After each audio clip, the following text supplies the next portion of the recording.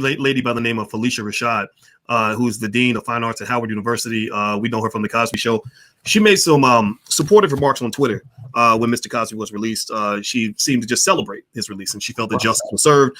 And then you saw the backlash. You saw Howard University was jumping out saying, no, she really didn't mean that. And then she took the tweet down and had to apologize. And a lot of students have pushed back against her. And I've also read that your team has actually come back to defend her.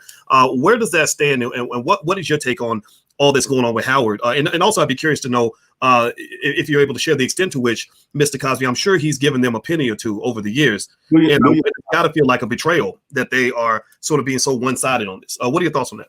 Look, I think it's an egregious behavior with Dr. Fredericks, the president of Howard University. Mr. Cosby would be on the phone with him during the midst of what we were going through with these allegations, during the midst of trials. And he would tell Mr. Cosby, I support you.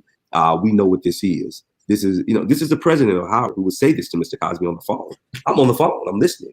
We know what this is. We know that white people in America have been jealous of you for a very long time, and they're trying to destroy you. They've given millions of dollars to Howard University. Mr. Cosby has supported HBCUs, but as he said to me, when you have a board that's comprised of some of the biggest corporate conglomerates, and where Howard University board gets to have an annual meeting, lunch meeting, board meeting in the headquarters of American Express, there you go.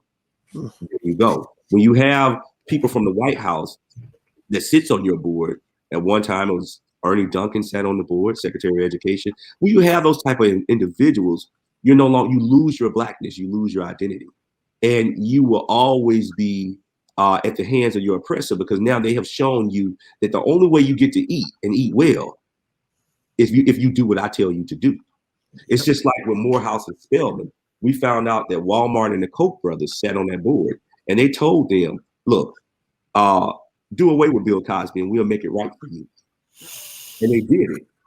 So it's egregious behavior. Look, Ms. Rashad is not only a graduate of that institution, but the statement I put out, if you truly believe in the Constitution, you have to believe in the First Amendment, right? Freedom of speech, freedom of press, freedom to assembly, freedom of religion, and freedom to petition the government.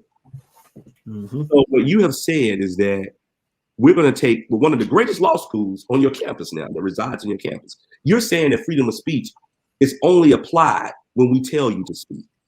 That's oppression. And also when we tell you what to say.